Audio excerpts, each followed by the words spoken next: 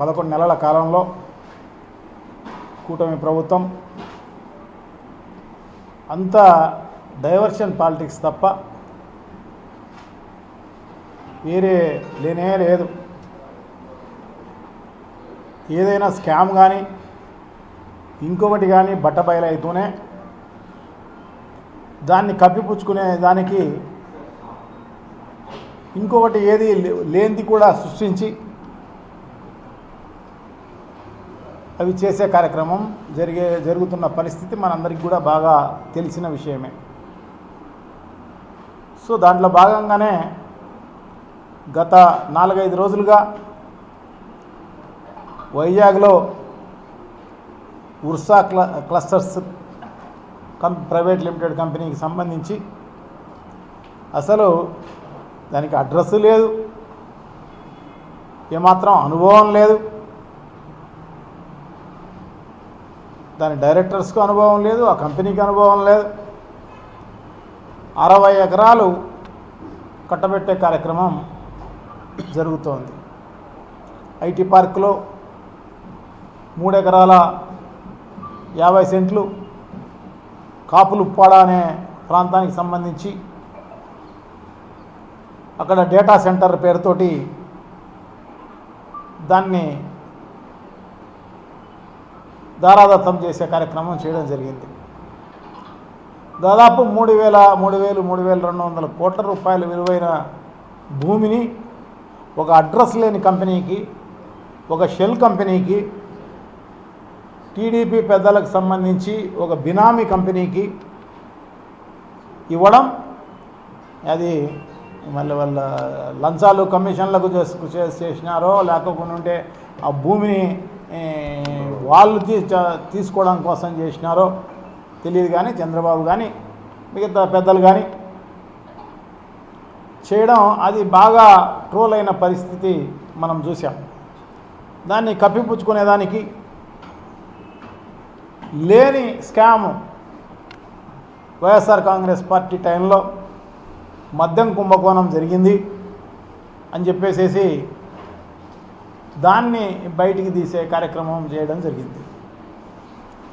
ఇవన్నీ ప్రజలకందరికీ కూడా బాగా తెలుసు. మద్యం కుంభకోణం ఎవరి ఈ టైంలో జరిగింది అనేది కూడా బాగా తెలుసు. 2014-19 సంబంధించి తెలుగుదేశం పార్టీ టైంలో జరిగింది. కానీ వైఎస్ఆర్ కాంగ్రెస్ పార్టీ టైంలో ఒక పారదర్శకంగా జరిగిన పరిస్థితి. ఎందుకంటే ఎలక్షన్లలోనే చెప్పడం జరిగింది, మద్యంనే రద్దు చేయాలి. దాంట్లో భాగంగా ఫేజ్డ్ మేనర్లో దాన్ని అరికట్టే కార్యక్రమం చేస్తాము. ప్రభుత్వం రాగానే మద్యానికి షాక్ కొట్టే రేట్లు ఉంటాయి, బెల్ట్ షాపులు ఉండవు. ఇవన్నీ కూడా జగన్మోహన్ రెడ్డి గారు ఎన్నికలకు ముందే చెప్పడం జరిగింది. దాన్ని అమలు చేయడం కూడా జరిగింది అన్నమాట. దాదాపు 45,000-50,000 బెల్ట్ షాపులన్నీ కూడా రద్దు చేయడమే జరిగింది. పర్మిట్ రూములు ఏదైతే ఉన్నాయో అవన్నీ కూడా రద్దు చేసిన పరిస్థితి. దాదాపు కొన్ని వేల పర్మిట్ రూములు, దాదాపు 4,200 అనుకుంటా. సో పర్మిట్ రూములు రద్దు చేసిన పరిస్థితి అన్నమాట. అదే కాకుండా ప్రైవేట్లో ఉన్న మద్యం దుకాణాలను గవర్నమెంటే ఆ మద్యం దుకాణాలను అమ్మే కార్యక్రమం చేయాలి. తద్వారా కొంత నిరుద్యోగమైన తీరే కార్యక్రమం జరుగుతుంది. సో తద్వారా మనం రేట్లు పెంచినా కూడా అది, ఎందుకంటే రేట్లు పెంచితే ప్రజలు మద్యం తగ్గించుకుంటారు అన్న ఉద్దేశంతో జగన్మోహన్ రెడ్డి తాగేది తగ్గించుకుంటారు అన్న ఉద్దేశంతో చేసిన పరిస్థితి అన్నమాట. సో ఆ రకంగా చెప్పడం జరిగింది, చేయడం జరిగింది అన్నమాట. సో ఆ టైంలో అలా జరిగితే, పారదర్శకంగా జరిగితే దాంట్లో ఏదో అవినీతి జరిగిపోయిందని చెప్పేసి లేనిది అంతా కల్పించే కార్యక్రమంలో భాగంగానే దానికి బేవరేజ్ కార్పొరేషన్కి సంబంధించిన వాసుదేవరెడ్డి గారిని అయితేనేమి, దాంట్లో పనిచేసిన సాయి ప్రసాద్ అయితేనేమి, వీళ్ళందరినీ బెదిరించి భయపడిచి వాళ్ళను, ఎందుకంటే వాళ్ళు సెంట్రల్ నుంచి వచ్చిన ఐఆర్ఎస్ అధికారి వాసుదేవరెడ్డి. సో అతను సెంట్రల్కు మళ్ళీ వెళ్ళిపోదాం అనుకున్నా కూడా పూనికుండా చేసి అతన్ని ఇబ్బందులు చేసి అతని ఫ్యామిలీని ఇబ్బంది చేసి తప్పుడు వాంగ్మూలాలన్నీ ఇప్పించుకొని సో తద్వారా ఈ వీళ్ళ అందరి పేర్లు కొత్తగా అందరినీ చేర్పించే కార్యక్రమం చేయాలి అన్నదే వాళ్ళ ఉద్దేశం అన్నమాట. సో లేనిదంతా కూడా సృష్టించే కార్యక్రమం చేస్తున్న పరిస్థితి అది అందరికీ కూడా బాగా తెలిసిన విషయమే. దాంట్లో భాగంగానే రాజు కేసిరెడ్డి అని ఆయన్ను అరెస్ట్ చేయడం జరిగింది. సో రాజు కేసిరెడ్డిని ఆయన సంతకం లేకోకుండా ఇచ్చిన స్టేట్మెంటు అంటే ఆ స్టేట్మెంట్ను వీళ్ళే సృష్టించి సంతకం లేకపోకుండా అది తీసుకొచ్చి కోర్టుకు ప్రొడ్యూస్ చేసే కార్యక్రమం చేయడం జరిగింది అన్నమాట. సో ఆ కోర్టులో ఉన్న జడ్జి కూడా దాన్ని తిప్పి కొట్టే కార్యక్రమం చేయడం జరిగింది అన్నమాట. దాంట్లో తప్పులు తడకగా ఉంది.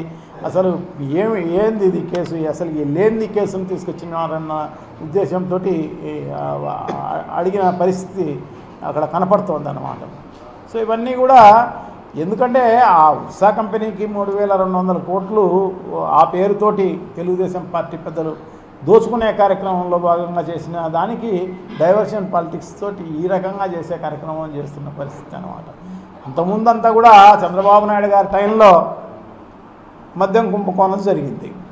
దానిపైన సిఐడి కేసు కూడా 2023లో బుక్ చేయడం కూడా జరిగింది. ఎందుకంటే దానికి ప్రివిలేజ్ ఛార్జెస్ అని చెప్పేసి ఆ ప్రివిలేజ్ ఛార్జెస్ను మద్యం దుకాణాలపైన బార్లపైన రద్దు చేసి, ఎందుకంటే దానికంటే ముందు క్యాబినెట్ మీటింగ్ జరిగింది. ఆ క్యాబినెట్ మీటింగ్ జరిగినప్పుడు ఆ క్యాబినెట్ మీటింగ్లో 20% పెంచాలా అని చెప్పేసి ఎక్సైజ్ కమిషనర్ పంపించిన దాన్ని క్యాబినెట్లో పెట్టకపోకుండా మళ్ళా ఆయన్ని పిలిచి ఇంకొక రిపోర్టు తెప్పించుకొని రద్దు చేయాలా అని చెప్పేసి చేసినందువల్ల దాదాపు 1,250 కోట్ల రూపాయలు ప్రభుత్వానికి వచ్చే ఫీజెస్ ఆ ఛార్జెస్ను పోగొట్టుకోవడం జరిగిందనమాట. తద్వారా వీళ్లకు లంచాలు కమిషన్లు తీసుకున్న పరిస్థితి అనమాట.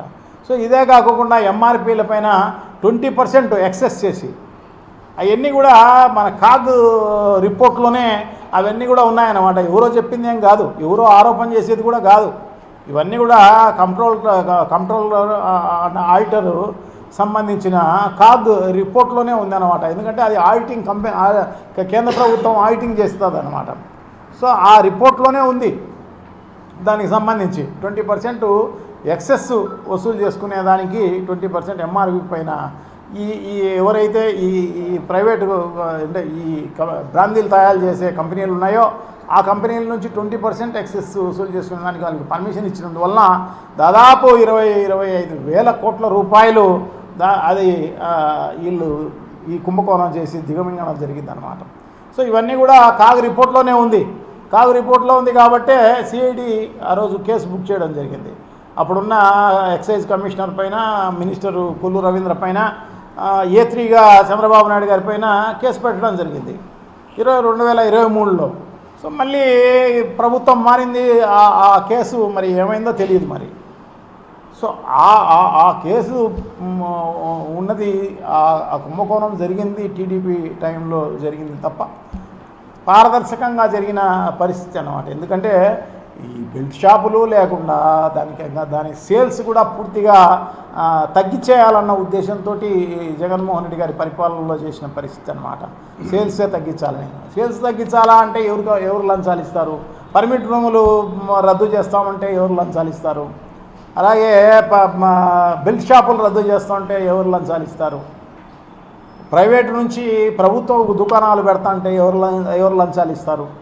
సో ఇట్లా ఈ రకంగా ఏమీ లేకపోయినా కూడా సో ఆ రకంగా చేస్తున్న పరిస్థితి ఉంది. దీంట్లో మన జగన్మోహన్ రెడ్డికి దగ్గర ఉన్న చుట్టూ ఉన్న వాళ్ళను కూడా దీంట్లో లాగే కార్యక్రమం అంతా చేస్తున్న పరిస్థితి. అదే కాకుండా దీంట్లో జగన్మోహన్ రెడ్డి గారి పేరు కూడా ఆ రిమాండ్ రిపోర్ట్లో ఇరికించిన పరిస్థితి అన్నమాట. సో ఆ రిమాండ్ రిపోర్టే తప్పులు తడక అనమాట అదంతా కూడా. సో అది అందరికీ తెలుస్తుంది అన్నమాట. ఆ రిమాండ్ రిపోర్ట్ ఒకసారి చదివితే ఎవరికైనా తెలుస్తుంది ఇది తప్పుడు రిమాండ్ రిపోర్ట్ అని చెప్పేసి. సో డెఫినెట్గా ఇవన్నీ కూడా గమనిస్తూనే ఉన్నారు, ప్రజలందరూ కూడా గమనిస్తున్నారు. తప్పకుండా వీళ్ళు చేసే మాయా మత్స్యేంద్ర కథలకు ఎవరు ఇది అయ్యే లేరు. సో డెఫినెట్గా వీళ్ళకు బుద్ధి చెప్పే రోజు తప్పకుండా వస్తుంది. ఇవన్నీ కూడా గమనిస్తూనే ఉన్నారు ప్రజలు. డెఫినెట్గా ఇది జరుగుతుందని చెప్పి తెలియజేసుకుంటాం. Thank you. ప్రభుత్వం ఇది వాళ్ళ ప్రభుత్వం ఉంది. కేంద్ర ప్రభుత్వంలో ఎన్డీఏ కూటమే ఉంది, ఈడ రాష్ట్ర ప్రభుత్వంలో ఎన్డీఏ కూటమే ఉంది. సో డెఫినెట్గా ఎవరు తప్పు చేసినా కూడా డెఫినెట్గా వాళ్ళపైన చర్యలు తప్పకుండా తీసుకునే కార్యక్రమం చేయాలి. గతంలో చంద్రబాబు నాయుడు గారు చేశారు, అదే తప్పకుండా ఆయన పైన చర్యలు తీసుకునే కార్యక్రమం చేయాలి. ఈరోజు కాకుండా రేపైనా మన ప్రభుత్వం వస్తుంది, తప్పకుండా యాక్షన్ తీసుకునే కార్యక్రమం చేస్తాం డెఫినెట్గా దానిపైన. విజయసాయి రెడ్డి చెప్పేది ఏంటి? విజయసాయి రెడ్డి